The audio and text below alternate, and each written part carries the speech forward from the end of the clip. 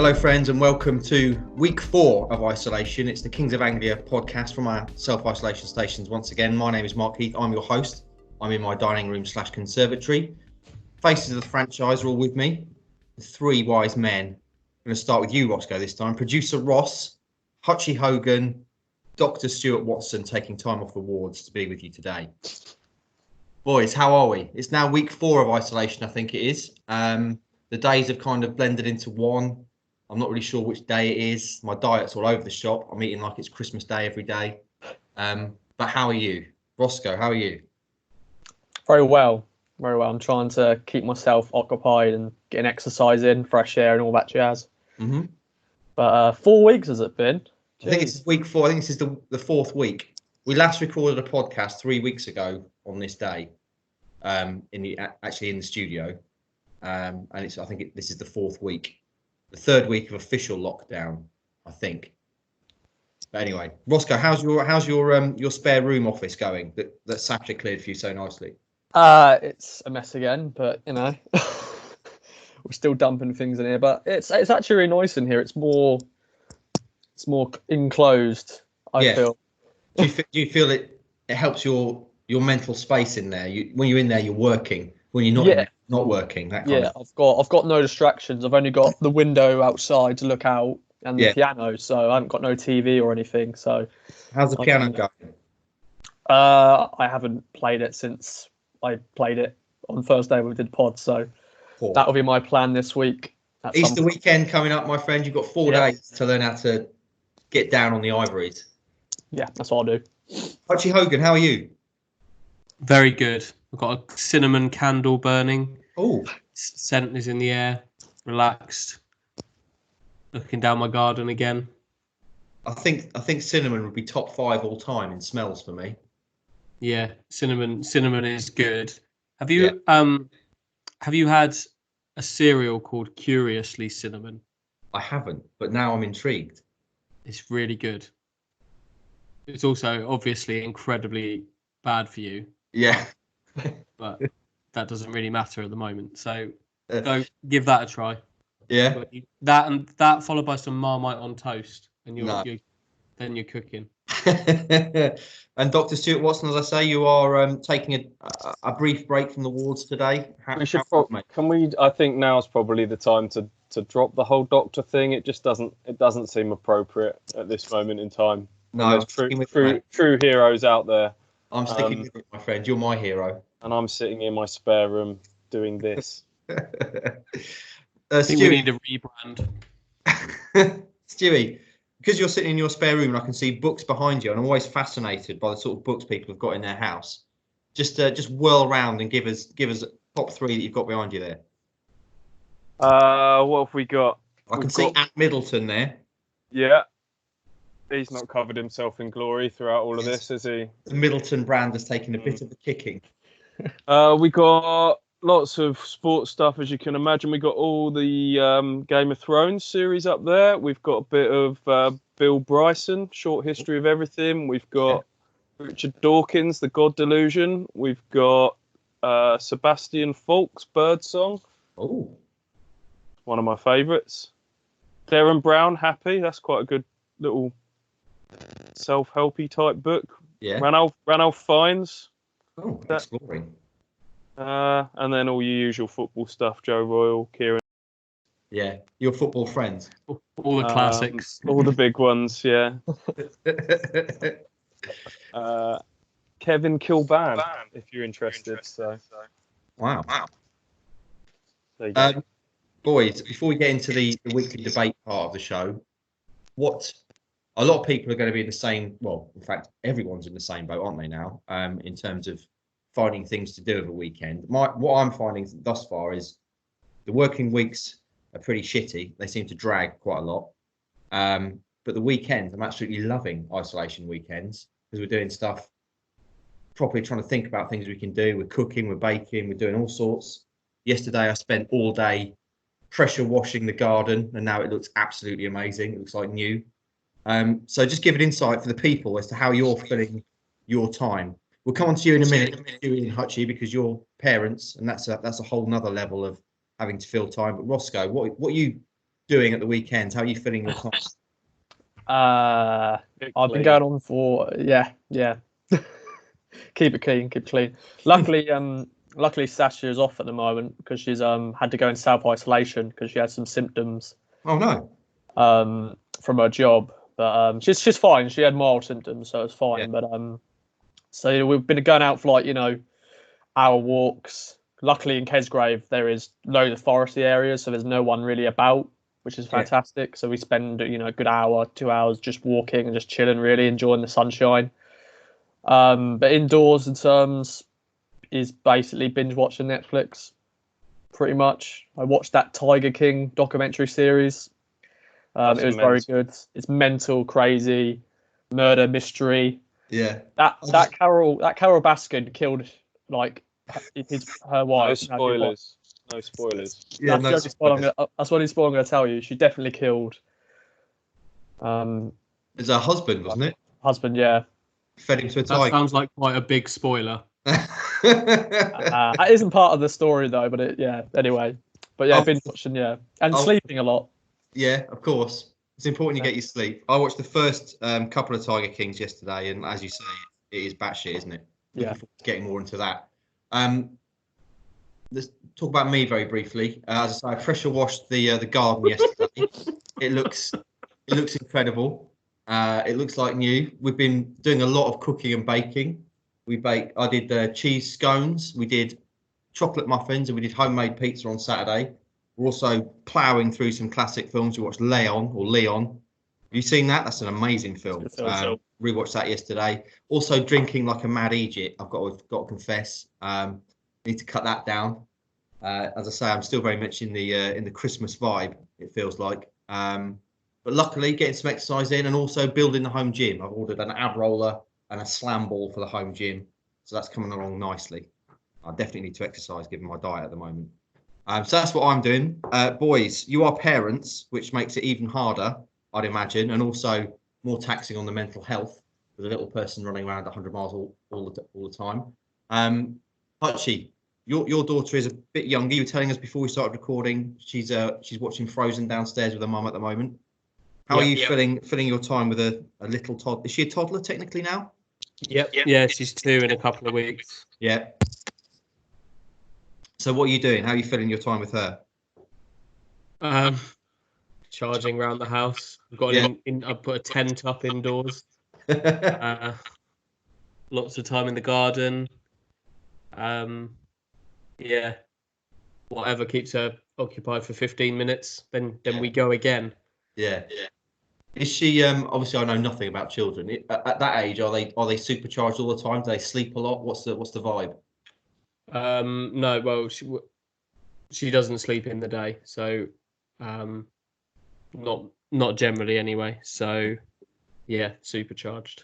I love the idea of a tent in the house. By the way, that's something I might replicate just for the shits and gigs.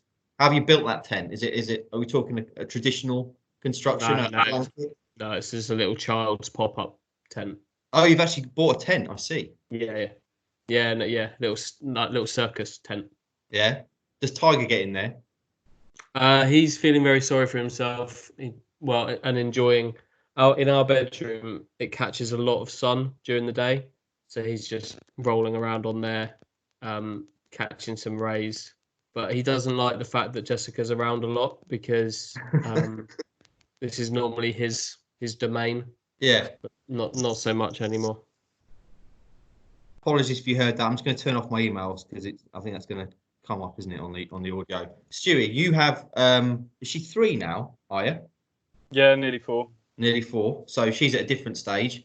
I'd imagine also a testing stage. How are you keeping her occupied, you and your wife? Hearing you and Ross describe your isolation experience, fills me with bitterness. Yeah, certainly being a parent during these times is a very different experience. It's full on. Yeah, she's starting to. She's too young to sort of.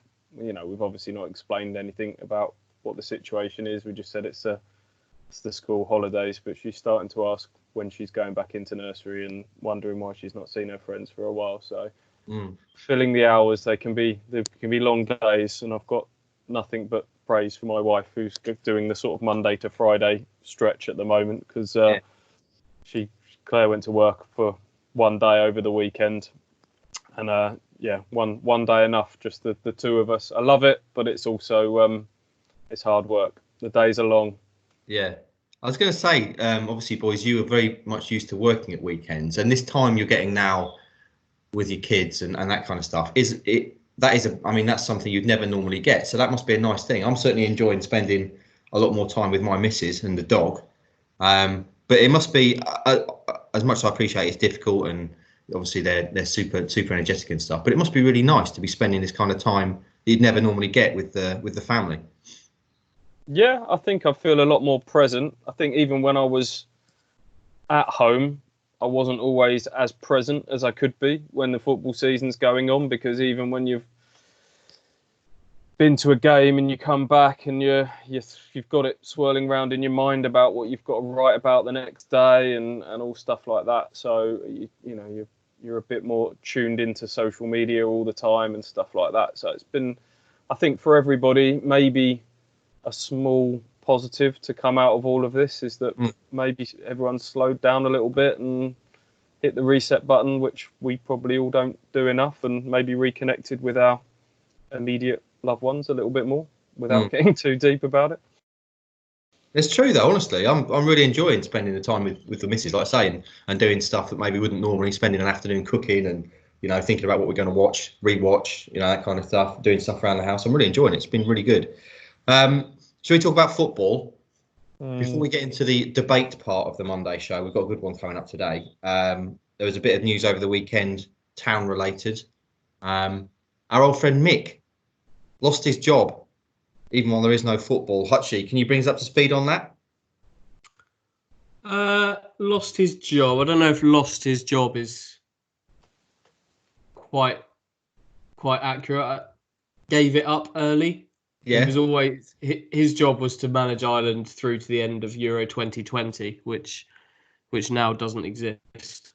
So they've just accelerated it, and Stephen Kenny, who is the under-21 manager, has just taken on the job a couple of months earlier than he would have done.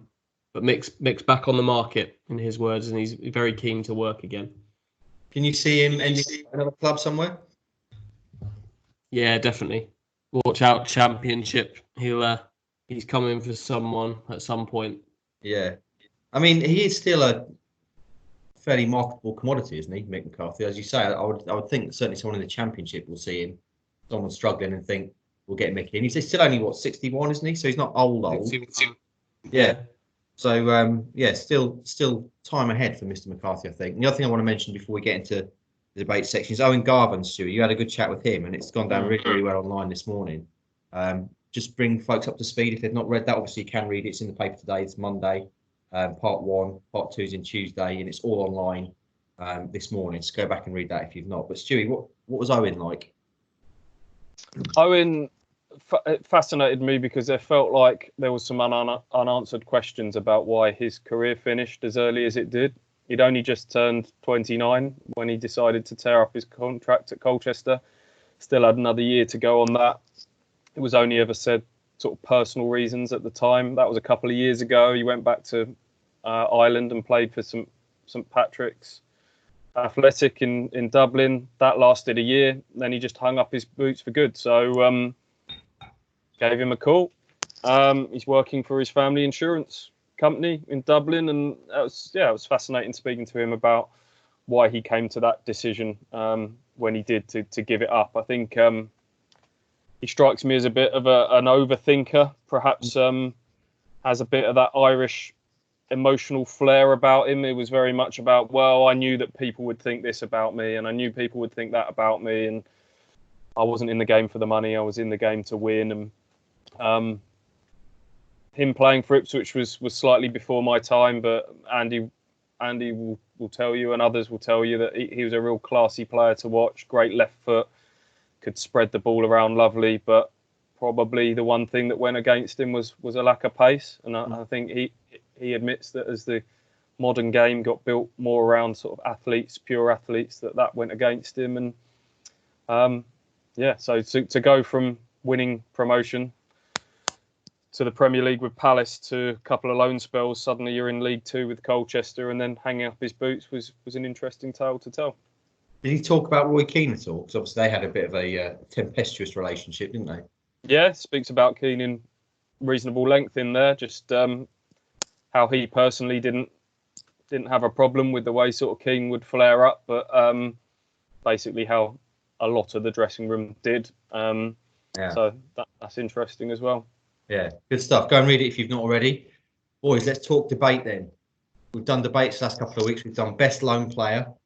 What did we do last week? Legends and icons, of course, we've done, which went down pretty well. Today, we're going to do your best town 11. Now, I should stress before we start this, obviously, this is based on the players that guys have actually seen. Clearly, it would be easy to trot out Beattie and Walk and Muir and Tyson, all that kind of stuff. But obviously, boys being relatively young still, didn't see them actually in their pomp, in their glory era.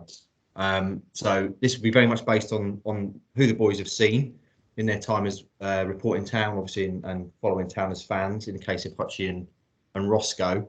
I think the best way to do it, boys, is if we do it sequentially through a team. So we'll start with goalkeeper, then we'll do defence, then midfield, then strikers, and then we'll recap your teams at the end. So shall we start with goalkeeper? And let's start with young Ross down there, because I'd imagine his goalkeeper is going to be an interesting choice. Roscoe, your goalkeeper in your all-time town 11. I'm going to go with Kelvin Davis. Okay. That was when I was properly starting to get into watching town, like 2003-04 season. That was when I was 9 years old, so I was sort of understanding what football was and all that stuff. And for some reason, I really used to like goalkeepers. And yeah, like Bart would be in there as well. But just for me, I think Davis, for that period, that 2 seasons he had with us, both getting in the playoffs, I really liked him. So he's my keeper. Okay, Kelvin Davis for Ross. Hutchie, your keeper. Richard Wright. Yeah. Just edging out Kelvin Davis, actually, who was a brilliant goalkeeper to watch. But the great thing about Kelvin Davis is that he came back into the team after there'd been a few disasters following the departure of Richard Wright, and had many of the same characteristics as Wright.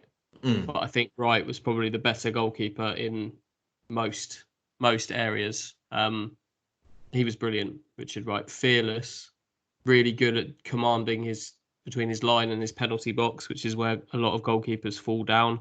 His kicking was outrageous. Handling was great, and he was a local lad as well. So, and he was in goal throughout a period of sustained success, which always helps. There's going to be a theme to my team, unsurprisingly. Okay, an extraordinary career Richard Wright had, wasn't it? Kind of ups and downs, and obviously ending at Man City, where he was a third and obviously on a good contract. He should have achieved so much more than he did. Yeah.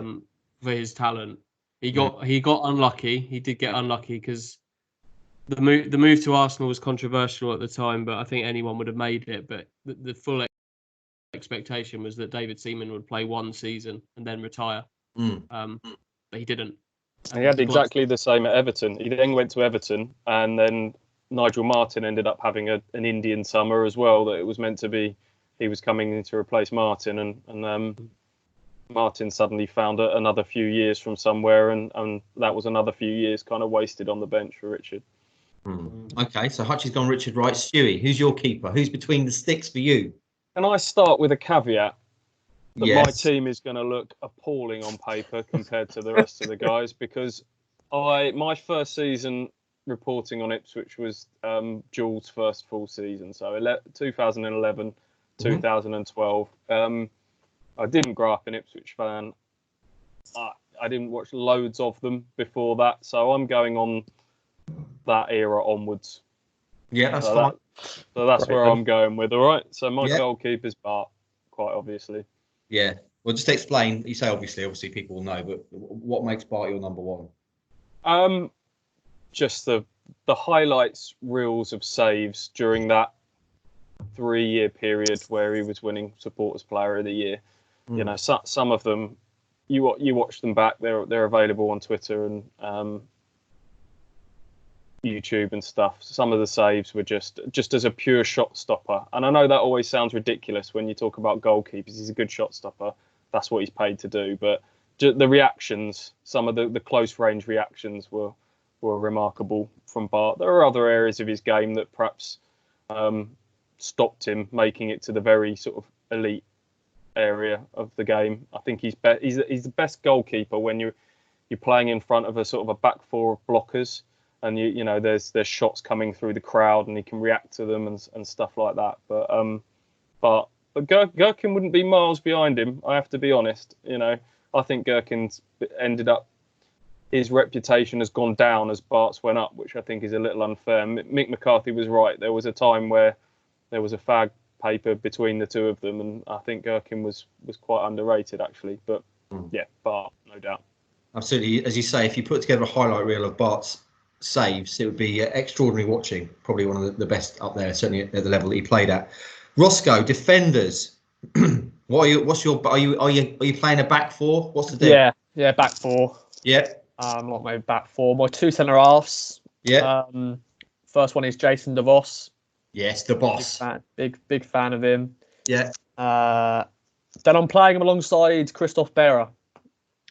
I was going through different defenders and I just couldn't really decide on the second choice. Like Devos was always going to be my number one. So I was a big fan of Devos. But yeah, Christoph Berra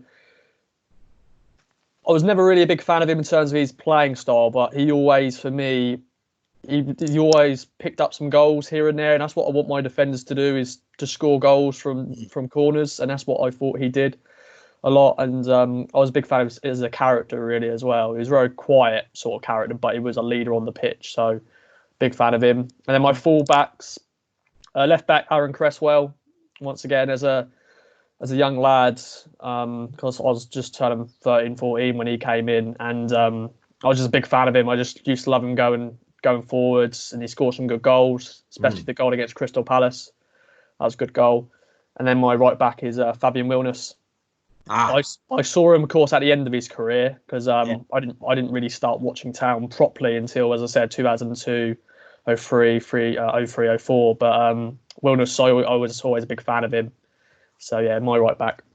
Yeah, that's my back four. That's a solid back four. I love Berra, as you say, like leader of men, proper hard nut, probably the hardest player I can remember in covering Town. No Luke Chambers, Roscoe. That's surprising because you're noted for your admiration of Luke Chambers. Yeah. Okay, so that's your back four. Hutchie, what's your back four looking like? I've done my team. My team is the team that I've enjoyed watching the most. They're all very good players, but there might possibly be some slightly better players in their positions. But my back four is a right back is Tarico, centre backs Titus Bramble and Tony Mowbray, and Herman Hreiderson at left back. And just talk us through the thinking of that. Centre half partnership. Bramble was so exciting to watch when he came through, because he was more than just a centre back. He was a risk taker. Yeah, didn't always come off, but that made him exciting. And just, I think anybody that saw his goal against Sunderland at the start of 2001, where he just broke from the back, ran the length of the pitch, and then put the ball in the back of the net from inside the opposition box. That was exciting, and it was brilliant to watch. And I'd love to have seen him alongside Mowbray, who had retired by that point. Yeah, they wouldn't have played together. Perhaps they maybe played a few minutes the previous season together, but I think having maybe playing alongside Mowbray might have helped him out a little bit. But Mowbray's my first memory of a proper defender from around sort of 97 time. His legs weren't quite there when he came to Ipswich, but his mind was. And maybe not quite on the level of Christoph Berra in terms of losing teeth and headbutting the floor and things like that. But he was as solid as they came. So yeah, I have those two in the middle. Tarico played a lot of football at left back, but he could play right back as well. So he's going to play there. And there's another goal that he scored where he's just charging forward from right back and rattled one in off the bar. I like my fullbacks doing that. And then Herman and his long legs and his big strides, you'd hate to have him running at you. And have a little bit of that as well. Nice. Love the description. Legs have gone, but mine's still there. That's very much probably how I would be reported on now. Hopefully, it's still there anyway. Stewie, your back four. It's going to be interesting. Cresswell, Pips, Mings at left back. Just That's about. what I was thinking was going to be interesting, that choice. Yeah. Berra, Warrior. Enough said.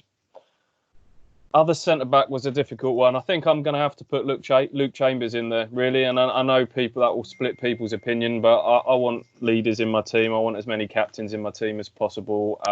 His longevity, everything he's bringing off the field, if we're bringing that into this discussion, that all goes into the mix.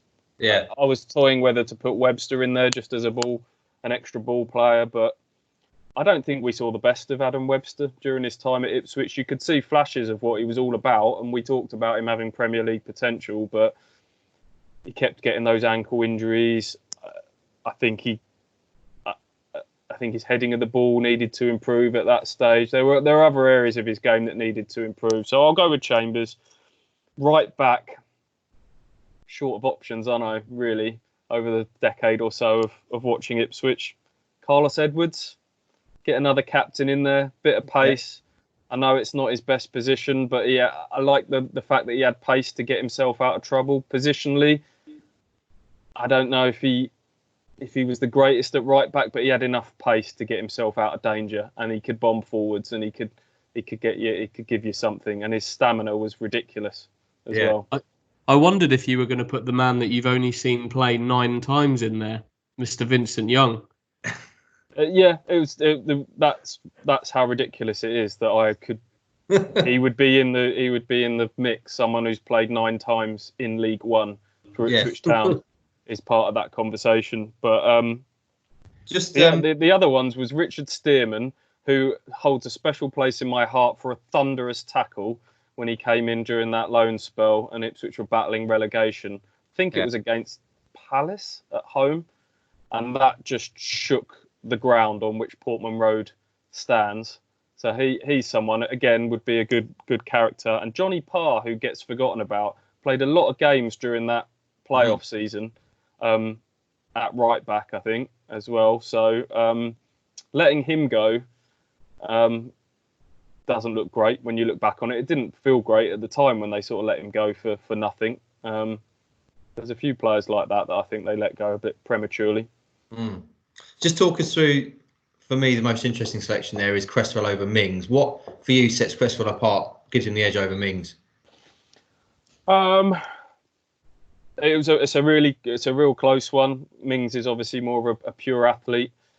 I just loved Cresswell's, the way he caressed the ball, his left foot delivery from open play and dead balls, the way he could bend the ball, the way he could overlap, underlap.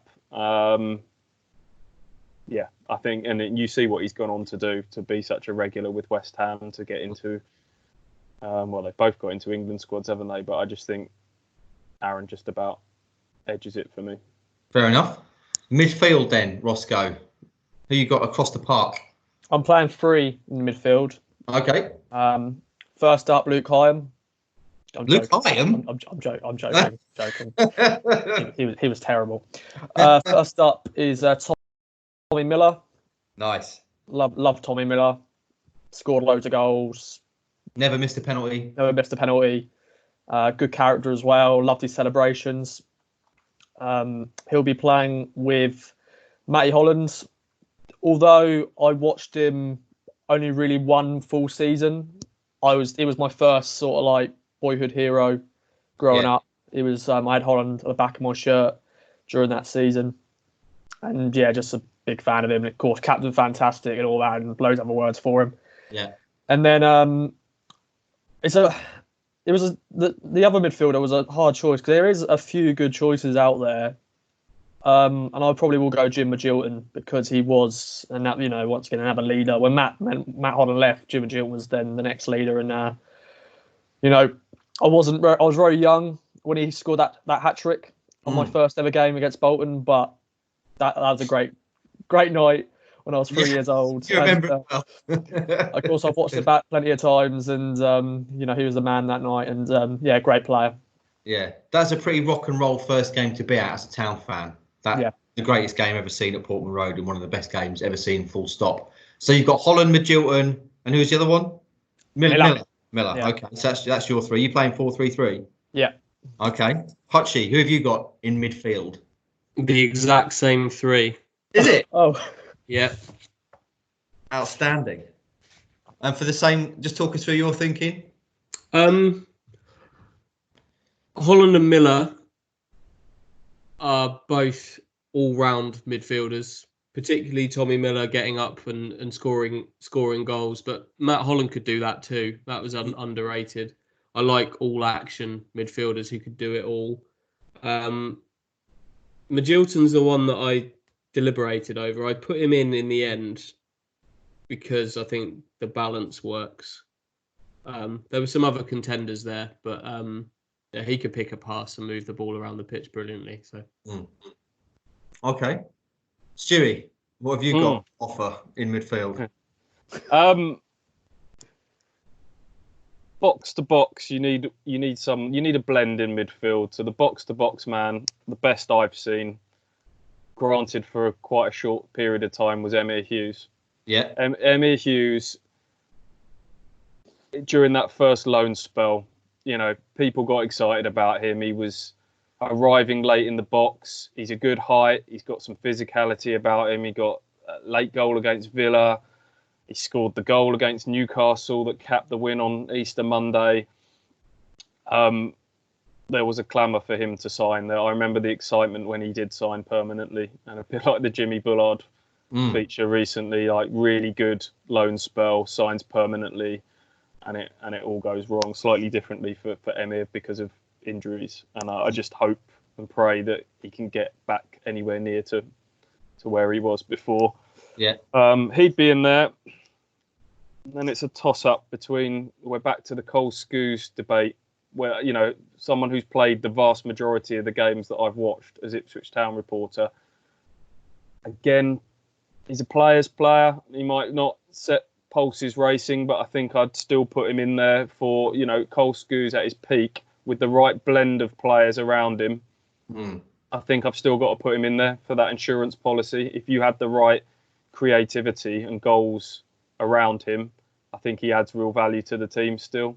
And again, I know that will split people, but I'll put him in there. I toyed with someone like Keith Andrews just to add some goals.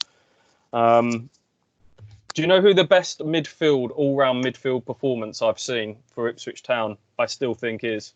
What, single game we talking? Yeah, single game. I know who you're going to say. Kevin Foley. What? Kevin Foley against Nottingham Forest. I think I gave him a 10 out of 10 possibly that day. Wow. They beat Forest 1-0 in 2016. Kevin Foley had come in on loan from Wolves. Yeah. Yeah. Wow. One of Mick's old favourites. He was a right back by trade, but they stuck him in central midfield that day, and he was absolutely immense. Obviously, never played there again. Yeah. Mick said, no more of that, thank you. But he was. How many immense. out of 10s have you given in your career as a Ipswich Town? Count on one hand. It might have been a 9 because I think 10 might have been pushing it, but that was right up there in terms of performances. But he's not in your side. He's not in the team. No, I'll go with Hughes and Scouse as the two sitters. Okay. Do you want to add your? Do you want the number 10 as well? I'll give you the number 10. It's a 4-2-3-1. Yeah. It's got Mcgoldrick. Mcgoldrick. Yeah. Yeah. Toyed with Bishop and Williams were strong contenders, but David Mcgoldrick has to play as the number 10. Again, tale of two halves in terms of his career. But early days, David Mcgoldrick, the initial loan and the season that followed when he scored 16 goals, I think, and there was the £8 million bid on the table from Leicester. That David Mcgoldrick, talismanic, skillful, just not the quickest, but just the way the ball is glued to his feet and the body swerve. I love a player that can beat someone just with upper body movement, just the drop of the shoulders and the deception. I saw the Maradona documentary recently, and he was talking about football is a game of deception, and Mcgoldrick was. I saw the clip recently where he left 2 Norwich players completely for dead. The way he just kind of managed to spin on a sixpence with the ball sort of glued to outside of the boot, inside of the boot, drop of the shoulders, and just leaves people with twisted blood. Mcgoldrick, in those early days, probably the player that I've most enjoyed watching during my time. Yeah, absolute class, and only obviously looked at what he's gone on to do in the Premier League. Kieran Dyer, even when he was struggling, Kieran Dyer would always tell us, your football friend Stewie, that Mcgoldrick was the best player in the Championship, no doubt about it, even when he was struggling. So yeah, pure class. Right then, sexy stuff, the sexy end of the pitch. The men who are going to get the goals. Roscoe, who have you got up front? So my 3 up front. Yeah. First up is Darren Bent. Yes. I'm going to use him with his pace on one of the flanks. Yeah. What a player he was when he came through. Unfortunately, my only player that came through the academy in my team, Tommy Miller, somewhat came through. Like, it was, he sort of was schoolboy, then he left, whatever. But yeah, Darren Bent, once again, big fan of him when I was a young kid. And then on the left will be Pablo Canago. Yeah. Once again, loved him. Character, scored goals, celebrations, love that. And then my man in the centre up front, who could also play on the wing if needed, is John Walters. Okay. Big fan of Big John. Yeah.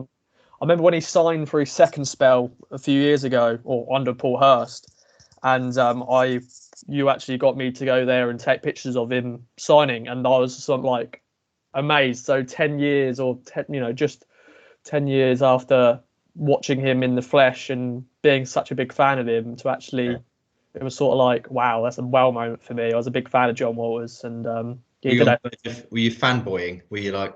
In a way, inside, I was like, oh my God, this is amazing. I'm actually getting the opportunity to take a picture of John Walters. And, he signed, from Chester. He played really well against us in the FA Cup. And, Mcgoldrick then signed him. And, big fan of John. Scored a good couple of goals. Scored that hat-trick against Sheffield United. Just a big lump sometimes up front. And, I like it. He's a man in the middle, and you've got Bent and Nargo out wide, yeah? Yeah. I love, by the way, I'm sure you saw it last week, Darren Bent sharing his first scouting report at Town. Yeah. The words, scores goals for fun, but his heading's only average. Which I think, Hutchie, you said is still was accurate. I think the whole thing was pretty spot on. Whoever wrote that scouting report did a very good job. Yeah, good stuff. Okay, Hutchie, who have you got? Who's going to get the goals for Team Hutchie? I'm worried about Pablo Canago playing on the left, Ross. I'm concerned about that. He needs to be the central man, and he is for me. I've never seen a player play football the way that Pablo Canago played football. It's a unique approach to the game, back to goal, rolling his shoulders. Stu, you'd have loved him in terms of deception and using his body and feints and rolling people to get into positions. He's brilliant. So I've got him in the middle, alongside Shefki Kuchi, who is the most fun footballer to watch that there is. He's the legs, plenty of running, terrorising people. He can finish as well sometimes. But there'll be goals in those two. And then behind them, I've got a player who was horribly underrated, I think, for a long time. And I think once he was sold in 2001, you began to see how good he was. And that'd be James Scowcroft, playing as the link man between midfield and attack, who good feet for a big man, and can bring others into the game. He's got a bit of an aerial presence as well. A clever football player, and maybe didn't get the plaudits that he deserved. He was really good to watch. He's one of my dad's favourites. He used to love watching him, and that rubbed off on me too. So a front three of Kuchi and Canago, with Scowcroft kind of in a not overly withdrawn number 10 role. Scully went on a solid career in the Premier League. He's also a graduate of my school, the mighty Thurston Upper School, or community college as it is now. And he was a couple of years ahead of me, but he's also almost like a mythical kind of being at school. This kid, he was so good, he wasn't allowed to play with anyone else at the school. He was only allowed to play at Ipswich Town. Yeah. Okay, that's an unlikely choice though. Actually, it's taken me by surprise. What were you expecting? Out of interest. I wasn't expecting Scowcroft to be in there. I don't know what else I was expecting, but probably not Scoey in there. Well, he is. He's in. And no Marcus Stewart as well, which is a bit of a surprise. Yeah, don't get me wrong, fantastic football player, scored some wonderful goals for Ipswich at important times. But I've done this on players that I've really enjoyed watching, and Kunyago and Cucci brought something a bit more out of me just because of their approach to the game and how they played it. So yeah, those two. Okay, Stewie, who's getting the goals for Team Doctor? Central striker's got to be Darryl Murphy from my team. That playoff season, 27 goals, just remarkable. You know, it's I like a big physical front man, someone who can hold it up, someone who can score goals, someone who can head the ball. So Murphy's in there. He's the pivot for everyone else, and then playing off of him either side. On the left, loan options galore, isn't there? But Ryan Fraser gets it for me because not only was he a really good footballer, exciting, direct, but he worked his socks off as well. And I'd trust him to do the defensive part of things as well for me. You know, if Cresswell's bombing on the overlap, I know Ryan's going to be alert to it. Whereas, you know, the other options would have been Lawrence, who I refused to put in because he infuriated me with his diving. Yeah. And Selena, who on his day, remarkable, but blew a little bit hot and cold for me. He was a little bit raw still at that stage. Ryan Fraser ahead of those two all day long, left midfield. Right midfield, I'm shoehorning him in a little bit because he's better through the middle, but it'll be Martin Waghorn. Yeah. Set pieces, goals, smile on his face, great character as well. If we're throwing all of those attributes into the mix, I loved watching Martin Waghorn play. You look back, he did one of those Soccer AM Jimmy Bullard drill things, and you watched sort of at that period, and that was just everything he hit was going in. He was he'd come down from Rangers. What a buy he was for 250 grand.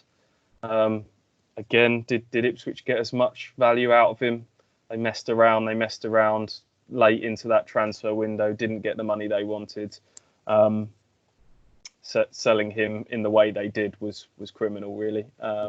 He was ready to move down. I did an interview with him for Kings of Anglia magazine.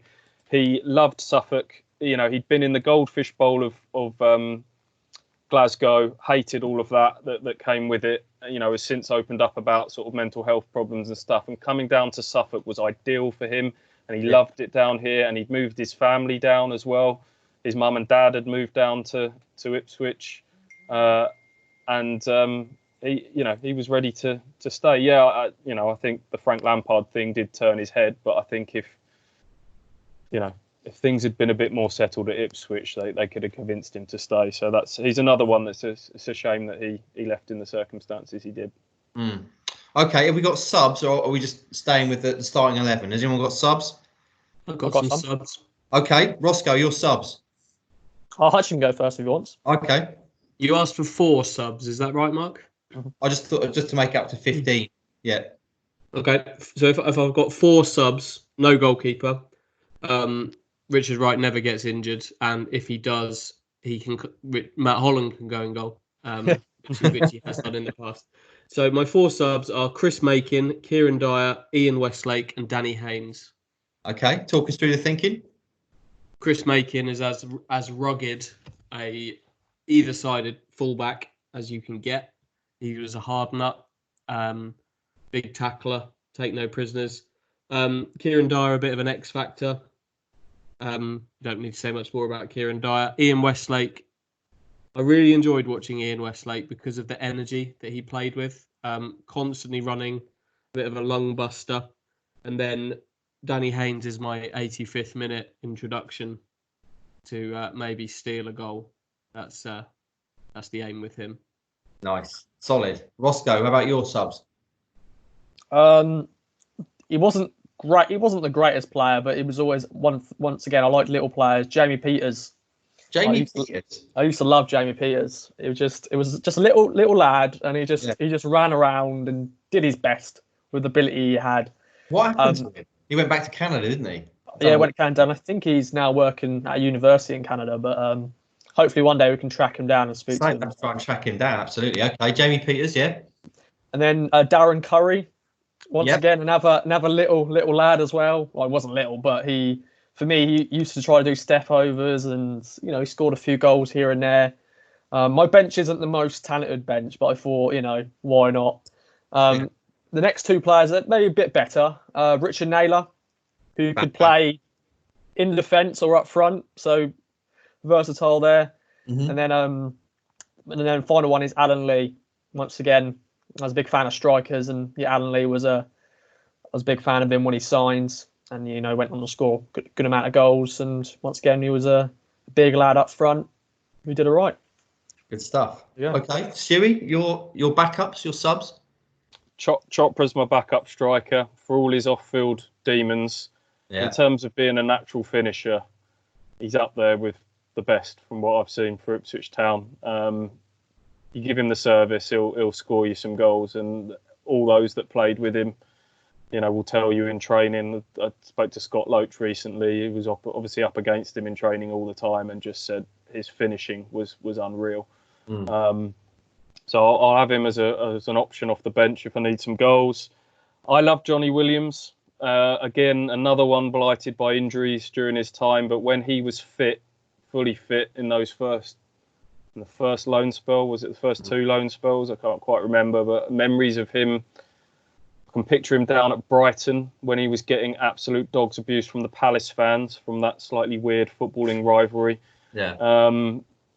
And him setting up certainly one of the goals, and then it was almost like he'd scored it. He jumped into the crowd. He set up one for Murphy, I think, and jumped into the crowd. And we've seen a bit more. I think people have seen a bit more of his character in the Sunderland Till I Die documentaries. He is a lovely, lovely lad, and I just hope he stays fit. He seems to be playing quite a few games for Charlton this season till it finished. So I loved watching him because he would take hits. Talking about deception, he had this way of kind of receiving the ball at the last minute. He would change direction and know that he was going to get hit by a tackle. It's probably part of the reason he's had so many injuries, because he would be fouled so often, but he would jump straight back up. There was no rolling around on the floor. He'd get absolutely sived down and he'd be straight up, bounce up off the deck. And that must have been infuriating for the people that were marking him, that just couldn't seem to hurt him. So I'll have him in there. Tommy Smith, just get him in as a defensive option. Mm-hmm. Cares about the club. And we'll stick Keith Andrews in for a goal threat from midfield as well. Excellent. Good side. Okay, let's run just for the crossing the I's and dotting the T's. Let's each go through your team. So Roscoe, your team in full is? Oh, you want me to do it? Oh, sorry. Yeah, I haven't been writing it down, mate. Oh, okay. So yeah, Kelvin Davis in goal. Yep. Fabian Willness, Jason Devos, Christoph Berra, and Aaron Cresswell. Yeah. Midfield, Tommy Miller, Matty Holland, and Jim Magilton. And then up front, Darren Bent, John Walters, and Pablo Canago. And then my bench, Adam Lee, Darren Curry, Jamie Peters. What was my other sub? Have I got on already? Darren Curry. Who was your striker? Oh, Richard Naylor. Bam Bam. Richard Naylor. There you go. Got already. That's team producer Ross. Hutch Hogan, what's your side in full? Richard Wright, Mauricio Taricco, Titus Bramble, Tony Mowbray, Herman Hariderson. The same midfielders: Ross, Matt Holland, Jim Magilton, Tommy Miller. And a front three of Scowcroft, Chef Kikuchi, Pablo Canago, Chris Makin, Kieran Dyer, Ian Westlake, and Danny Haynes on the bench. Nice. Good side. And then Stewie, finally your team. Bielkowski, Edwards, Chambers, Berra, Cresswell, Hughes and Skews, Waghorn, Mcgoldrick, Fraser, Murphy up top. Subs of Tommy Smith, Keith Andrews, Johnny Williams, Michael Chopra. Nice. That's good, boys. I enjoyed that. We'll put them out on social media, and you can have your say. Obviously, let us know what your side would be from watching Town. Some really decent players in there. I think it's fascinating that over the past few years, Town have managed to produce 2 England left backs. Just seems bizarre, doesn't it? They were so well stocked in that position. So yeah, good sides, boys. Normally we'd move on to a world record attempt at this point. He says in a blasé manner, but unfortunately. The world records that we were going to attempt today, neither of us have got the stuff. Roscoe's going to have a go at eating the most Jaffa cakes in a minute, which is 17. But unfortunately, Ross hasn't got any Jaffa cakes, unusually. Yeah. They were all eaten when I was watching the Tiger King. So they were eaten in training, yeah. Yeah, pretty much. And then I'm going to have a go at the cream crackers world record. But unfortunately, I haven't got any cream crackers either. So we'll have to put that off till next week. Stewie, obviously, came within 20 of the world record last week for spinning a pen. And Hutchie, we need to decide what world record you're going to have a go at some point. Any thoughts, any feelings? I've got a couple of ideas. Leave them with me. Okay. Watch this space. I'm also going to make an executive decision, boys. And normally we'd have a Mark's big question at this point. But because that Town Teams chat went on for a while, I think we should jump straight into the strike. Otherwise, this one's going to be a really long podcast. And the people want the strike. They can live with NB. Okay. So shall we dive straight into the strike? Hutchie, could you do the business with the live intro? Yeah. When you're ready, Ross. Sorry. Go ahead. Hello and welcome to another edition of The Strike. Brought to you by the greatest quiz show host on planet Earth, producer Ross. There's a reason I don't look at Ross when I'm saying that, because it just makes me laugh. Here we go again. Another Monday in self-isolation. Another strike. I can't see your beautiful faces in the flesh. So here we go. You ready? Yeah. Get on with it. Same format as ever. Blast from the past. Trevor Putney turns 60 today. Happy birthday, Trev. But yeah, he was signed by Sir Boy Robson in 1980. But from which Sir Essex?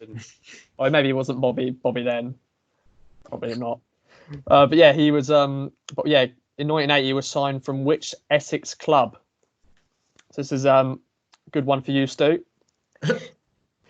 So was it Brentwood Town, Braintree Town, or Billericay Town? Trevor Putney, the Fernando Torres of the 80s. I'm going to say Billericay, just because I like saying Billericay. Billericay? I'll go Brentwood. Okay.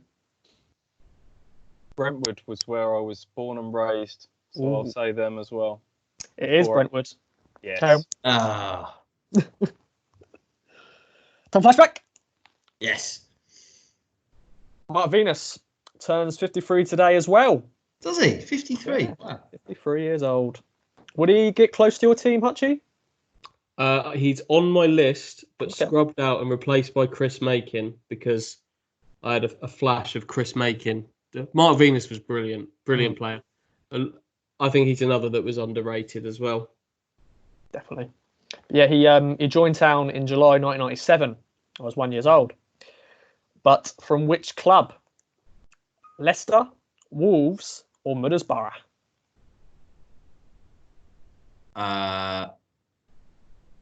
Middlesbrough. Okay. Middlesbrough?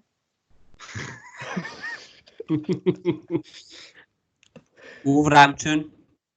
It is Wolverhampton Wanderers. 2-1-0. Not good, not good. This has come back this time for you, though, Heathy. Time Yeah. for you. Absolutely. Town were beaten 1-0 by Man City in the FA Cup semi-final in 1981. That was Kevin Beattie's last game. Nice little fun fact for you. But which team did they lose against in the final that year? Which team did Man City lose against in the final in 1981? Was it Spurs, Everton, or Manchester United? It was Spurs. That's the Ricky Villa final, isn't it? Yeah. Yeah, it was Spurs. Spurs. Yeah. Okay. 3, 2, 1. Yeah. Numbers game. Now, it's now 2 years this week since Mick McCarthy took charge of his last game of Town, which was a 1-0 win against Barnsley. But how many games did he win as Town boss in his 297 games? No, 79 games, sorry. 279 games, Mick McCarthy. He won 75. Okay. 82.